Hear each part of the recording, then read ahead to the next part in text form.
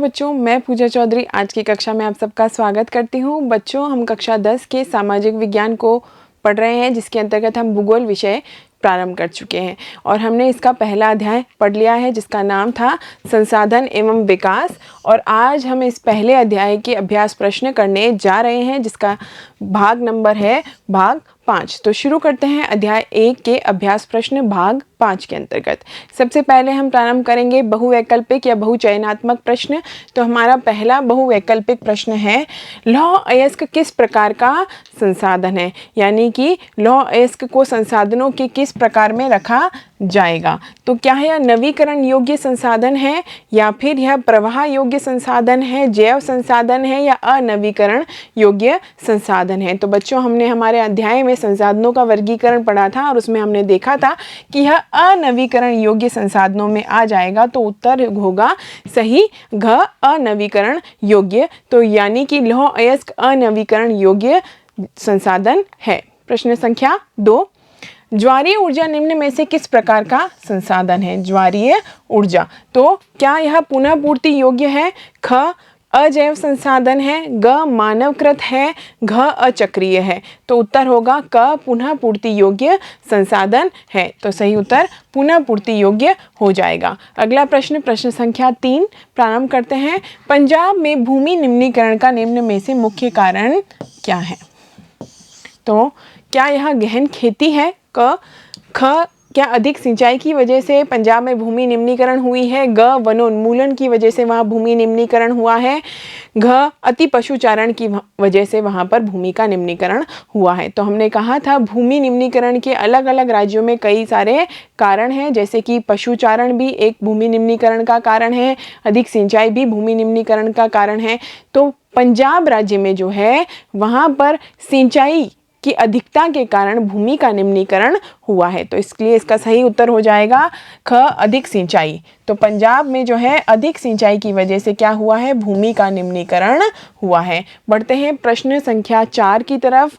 निम्न में से किस प्रांत में सीढ़ीदार या सोपानी खेती की जाती है। सीढ़ीदार या सोपानी खेती कहाँ पर की जाती है, कौन से राज्य में की जाती है। क्या यह पंजाब में की जाती है या फिर यह उत्तर प्रदेश में की जाती है, उत्तर प्रदेश के मैदानों में, या हरियाणा में यह की जाती है, या फिर उत्तरांचल या उत्तराखंड में यह की जाती है। तो बच्चों, सीधी सी बात है कि हमने जब सीढ़ीदार या सोपानी खेती की बात की थी तो हमने कहा था यह कहाँ पर की जाती है, या पहाड़ों पर या पर्वतीय क्षेत्रों में की जाती है। और पर्वतीय क्षेत्र मुख्यतः कहाँ पर देखे जाते हैं, तो उत्तराखंड या उत्तरांचल में जो है पर्वतीय क्षेत्र देखे जाते हैं। तो हम कहेंगे सही उत्तर होगा उत्तराखंड। यहाँ पर जो है सीढ़ीदार या सोपानी खेती की जाती है और यहीं पर मुख्यतः क्या है, पर्वतीय क्षेत्र भी पाए जाते हैं। इस कारण यहाँ पर पर्वतीय क्षेत्रों में कौन सी खेती की जाती है, सोपानी खेती की जाती है। अगले प्रश्न की तरफ, बहुवैकल्पिक प्रश्नों में प्रश्न संख्या 5 हमारा है, इनमें से किस राज्य में काली मृदा पाई जाती है। तो काली मृदा कौन से राज्य में पाई जाती है, यह भी हमने पढ़ा था। क्या यह जम्मू कश्मीर में पाई जाती है, या फिर राजस्थान में पाई जाती है, या काली मृदा महाराष्ट्र में पाई जाती है, या काली मृदा जो है झारखंड में पाई जाती है। तो बच्चों, हमने पढ़ा था काली मृदा को एक और नाम से भी बुलाया जाता है, वह है रेगर मृदा, और एक और नाम इसका है काली कपास मृदा। यह भी इसी का ही नाम है क्योंकि काली मिट्टी में कौन सी खेती की जाती है, मुख्यतः कपास की फसल उगाई जाती है। और हमने पढ़ा था कि किन राज्यों में यह जो है मृदा पाई जाती है। तो क्या यह हमने पढ़ा था, मालवा, महाराष्ट्र, सौराष्ट्र और छत्तीसगढ़ में यह पाई जाती है। तो इसका सही उत्तर हो जाएगा महाराष्ट्र, जहाँ पर काली मृदा पाई जाती है। अब बढ़ते हैं हम अगले प्रश्नों की श्रेणी में, जो कि है लगभग 30 शब्दों में हमें उत्तर देना है प्रश्नों का। और हमारा पहला प्रश्न है, 3 राज्यों के नाम बताओ जहां पर कौन सी मृदा पाई जाती है, काली मृदा पाई जाती है, और इस पर मुख्य रूप से कौन सी फसल उगाई जाती है। तो आपको 3 राज्यों के नाम भी बताने हैं, साथ ही साथ इस मृदा पर मुख्य रूप से कौन सी फसल उगाई जाती है यह भी हमें बताना है। कितने शब्दों में, 30 शब्दों में बताना है बच्चों। तो इसका उत्तर हम देखते हैं कि काली मृदा निम्नलिखित राज्यों में पाई जाती है, जिसमें हमने बात की महाराष्ट्र की, हमने बात की मध्य प्रदेश की और हम कह रहे हैं छत्तीसगढ़। तो यह 3 राज्य हो गए, कहाँ पर पाई जाती है? महाराष्ट्र, मध्य प्रदेश और छत्तीसगढ़ में काली मिट्टी पाई जाती है। और इस मृदा की विशेषताओं की यदि हम बात करें तो यह जो मृदा है इस पर मुख्य रूप से कपास की फसल उगाई जाती है। तो इस प्रकार से हमने देखा कि 3 राज्य कौन से हैं और कहाँ कौन सी फसल इसमें उगाई जाती है। पूर्वी तट के नदी डेल्टाओं पर किस प्रकार की मृदा पाई जाती है? प्रश्न संख्या 2 है हमारा। इस प्रकार की मृदा की 3 मुख्य विशेषताएं भी हमें बतानी है। तो पूर्वी तट के नदी डेल्टाओं पर हमने पढ़ा था जलोढ़ मृदा पाई जाती है। तो आपको ध्यान रखना है, जलोढ़ मृदा इसका सही उत्तर हो जाएगा। और जलोढ़ मृदा की 3 मुख्य विशेषताएं कौन सी हैं? तो पहली विशेषता है यह बहुत ही उपजाऊ मृदा है, बहुत ही उपजाऊ मृदा होती है, इसमें उपजाऊपन होता है। और फिर चूंकि यह बहुत ज़्यादा उपजाऊ होती है तो जलोढ़ मृदा वाले क्षेत्रों में उपजाऊपन की वजह से बहुत ज़्यादा खेती भी की जाती है। यहाँ पर गहन कृषि की जाती है, यहाँ पर अच्छी पैदावार भी होती है क्योंकि यह मिट्टी उपजाऊ है। और मिट्टी उपजाऊ है, अच्छी पैदावार होती है, इस वजह से यहाँ पर भारत में बहुत ज़्यादा जनसंख्या भी निवास करती है जिन क्षेत्रों में जलोढ़ मृदा पाई जाती है। इसलिए यहाँ जनसंख्या का घनत्व भी अधिक है। और अगर हम तीसरी विशेषता की बात करें तो इस मृदा में 3 तत्व मुख्य रूप से पाए जाते हैं। यानी कि हमने बात की कौन सी मृदा? जलोढ़ मृदा की। उसमें 3 मुख्य तत्व कौन से पाए जाते हैं? तो बच्चों जो जलोढ़ मृदा है वह उपजाऊ है और उसमें 3 जो मुख्य तत्व हैं वह है पोटाश, फास्फोरस और चूना मुख्य रूप से पाए जाते हैं। तो इस मृदा में पोटाश, फास्फोरस और चूने की अधिक मात्रा मौजूद रहती है जो विभिन्न प्रकार की फसलों के उगाने के लिए अत्यावश्यक है। तो इस प्रकार से हमने बात की जलोढ़ मृदा की। अब हम बढ़ते हैं अगले प्रश्न संख्या 3। पहाड़ी क्षेत्रों में मृदा अपरदन की रोकथाम के लिए क्या कदम उठाने चाहिए? तो हमने कहा पहाड़ी क्षेत्रों में मृदा का अपरदन बहुत ज़्यादा होता है, तो इसके लिए क्या कदम उठाने चाहिए? तो ये हमने हमारे अध्याय में पढ़ा था कि यहाँ पर मृदा अपरदन होता है और कदम उठाने के लिए हम बात कर सकते हैं सोपान कृषि की या सीढ़ी नुमा खेती की। तो सोपान कृषि, सीढ़ी नुमा खेत मृदा अपरदन को नियंत्रित करते हैं, जिसमें हमने बात की थी यह पहाड़ है और यहाँ पर सीढ़ियों के तरीके से खेत में जो है सोपान कृषि की जाए, जिससे किसको रोका जाएगा? जिससे मृदा अपरदन या मिट्टी के कटाव को रोका जा सकता है। फिर दूसरा उपाय, फसलों के बीच में घास की पट्टियों को लगाना। यानी कि फसलों के बीच में घास की पट्टियों को यदि उगाएगा तब भी पवन की गति को कम किया जा सकता है और पवनों के द्वारा मिट्टी का कटाव नहीं होगा। तो फसलों के बीच में घास की पट्टियों को उगाया जाता है, ये पवनों द्वारा जनित बल को कमज़ोर करती है। और यदि हम तीसरे उपाय की बात करें तो पेड़ों को कतारों में लगाकर शेल्टर बेल्ट या रक्षक मेखला बनाकर भी पवनों की गति को कम किया जा सकता है। तो इस प्रकार से हमने 3 तरीके देखे हैं जिससे कि मृदा अपरदन को रोका जा सकता है पहाड़ी क्षेत्रों में।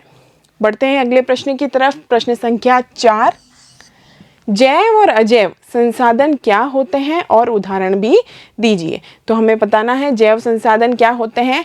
जैव संसाधन, तो इन संसाधनों की प्राप्ति जीव मंडल से होती है और इनमें जीवन व्याप्त रहता है। तो इन संसाधनों की प्राप्ति जीव मंडल से हो रही है और इनमें जीवन भी है और इस कारण यह जैव संसाधन कहलाते हैं। और उदाहरण के रूप में हम बात कर सकते हैं, मनुष्य जैव संसाधन का उदाहरण है। प्राणी जात में अन्य प्राणी, पेड़ पौधे, यह सभी जो है यह स्थल मंडल, वायुमंडल और जल मंडल पर रहते हैं, यानी कि जीव मंडल पर रहते हैं। इस कारण यह क्या है? यह जैव संसाधन हो जाएंगे। उसके बाद में आपसे पूछा गया है अजैव संसाधन भी बताने हैं।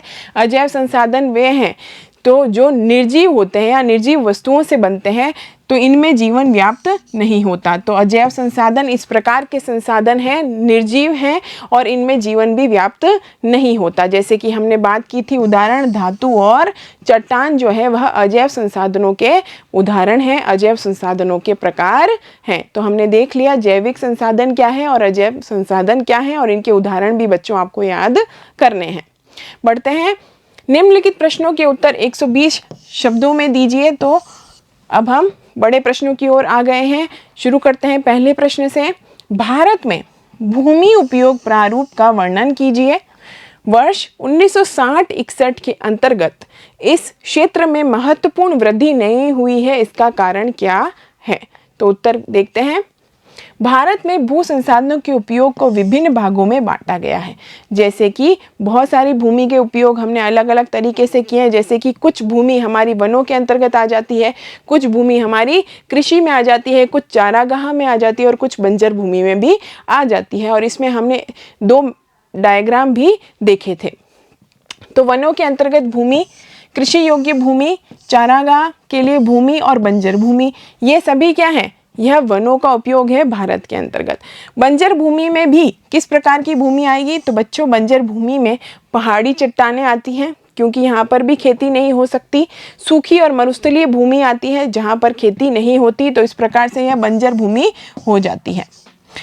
गैर कृषि प्रयोजनों में प्रयुक्त भूमि या गैर कृषि प्रयोजनों में लगाई गई भूमि में हम बात कर सकते हैं बस्ती की, सड़कों की, रेल लाइन की और उद्योग आदि की। तो इस प्रकार से यह भी जो है हमारी भूमि यहाँ पर भी उपयोग होती है कि कुछ गैर कृषि प्रयोजन में हमारी भूमि प्रयुक्त हो रही है। वर्तमान आंकड़ों के अनुसार भारत में लगभग 54% भूमि कृषि योग्य, 22.5% भूमि वनों के अंतर्गत और 3.45% भूमि जो है वह चारागाह के लिए उपलब्ध है। तो बच्चों, आपको ध्यान रखना है 54% भूमि कृषि, 22.5% जो है वनों के अंतर्गत और 3.45% जो है वह चारागाह के लिए उपलब्ध है। जब हम 1960-61 की बात करते हैं, जो कि हमसे प्रश्न में पूछा गया है, तो 60-61 से वनों के अंतर्गत क्षेत्र में महत्वपूर्ण वृद्धि नहीं हुई है। यानी कि तब से लेकर अब तक वन ज़्यादा नहीं बढ़े हैं, क्योंकि स्वतंत्रता काल के बाद मुख्य रूप से हरित क्रांति जब आती है, तो हरित क्रांति के बाद अधिकतर भूमि कृषि के लिए तथा आधारभूत संरचना की सुविधाओं के विकास के लिए भूमि का उपयोग किया गया। इस वजह से भूमि का उपयोग मुख्यतः कृषि के लिए कर दिया गया और अन्य सुविधाओं के लिए किया गया, जो वन क्षेत्र के निकासी के लिए जिम्मेदार है। तो इस वजह से धीरे धीरे वन क्षेत्र जो है कम होता है, कुछ क्षेत्र जो है कृषि में बदल जाता है, कुछ क्षेत्र अन्य व्यवस्था या अन्य क्रियाओं के लिए, जैसे कि रेल है, सड़कें हैं, अन्य विकास है, उनके लिए प्रयोग में आने लग गया। इसके अतिरिक्त औद्योगिकरण तथा नगरीकरण भी वनोन्मूलन के लिए जिम्मेदार है। इस प्रकार 1960-61 से वनों के अंतर्गत भूमि का 4% ही विस्तार हुआ है। तो हमने देखा 1960-61 के बाद की बात क्या थी, क्या जिम्मेदार इसमें कारण रहे थे। तो बच्चों, इस भाग में हमने अध्याय 1 के प्रश्नोत्तर किए हैं। मिलते हैं अगले भाग में। धन्यवाद।